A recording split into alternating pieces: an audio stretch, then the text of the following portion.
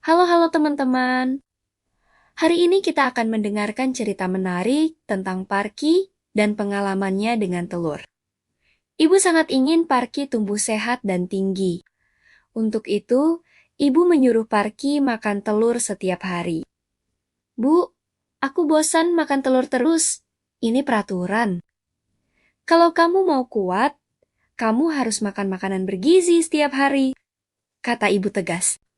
Parky ingin membantah kalau makanan bergizi itu bukan cuma telur, masih ada tahu, tempe, kacang, dan ikan. Tetapi, ibu tidak ingin mendengarkan. Menurut ibu, komposisi gizi dalam sebutir telur sangat sempurna.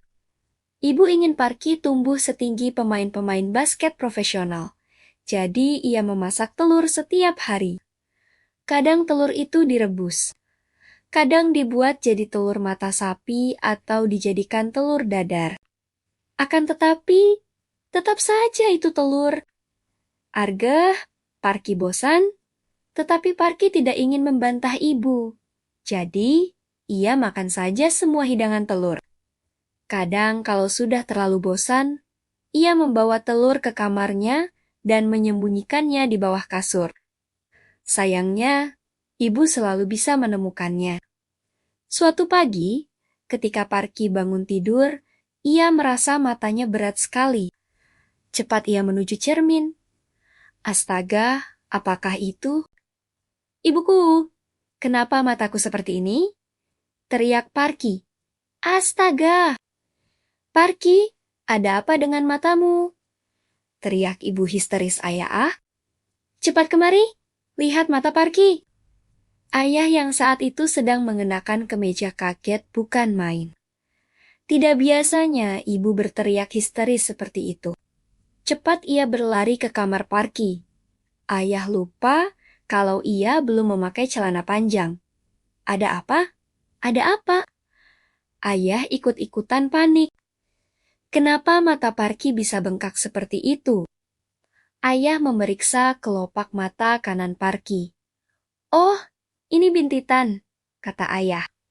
Bukan bintitan biasa. Lihat, bengkaknya sebesar ujung kelingkingku. Ibu masih histeris, biarkan saja, nanti juga hilang sendiri, kata ayah kalem. Bagaimana mungkin ayah bilang begitu? Ini mata Parky.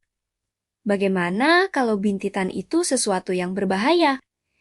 Dia harus dibawa ke dokter, kata ibu Parky memandang kedua orang tuanya berganti-ganti.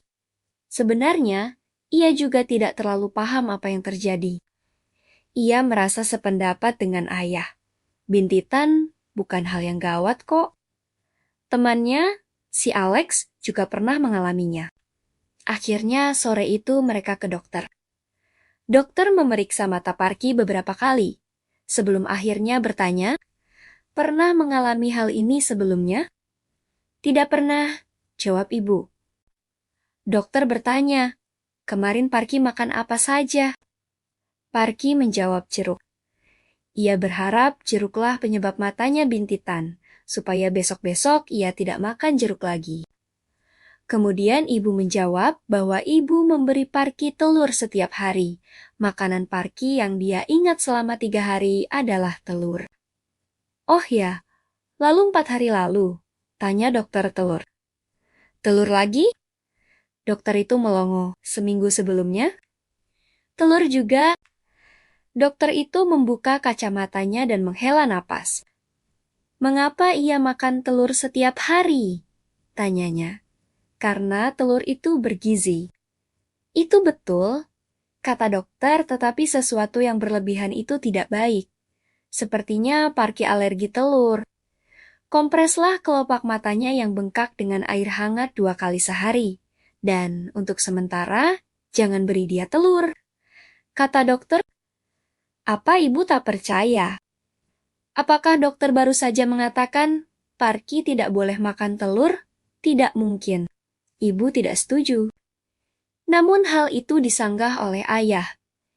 Baiklah, kami pikir juga begitu, kata ayah tiba-tiba. Terima kasih atas nasihat Anda, dokter. Mereka lalu keluar dari ruang periksa.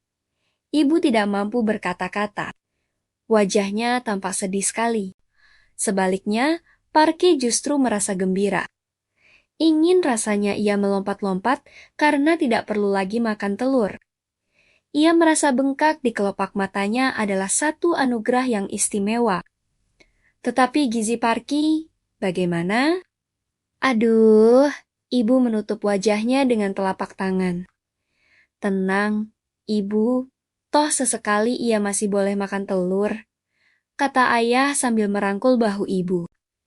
Dipandangnya Parky dengan suatu cara yang membuat Parky merasa baru saja divonis dokter tidak boleh membaca buku seumur hidup. Masalah selesai, kata ayah. Ayah menggamit tangan ibu dan Parky, lalu bersiul-siul. Di sampingnya, Parky melompat gembira. Nah, teman-teman, kelas 8B, begitulah ceritaku. Sekarang saatnya kita menganalisis unsur-unsur teks yang ada dalam ceritaku ya. Selamat mengerjakan dan tetap semangat.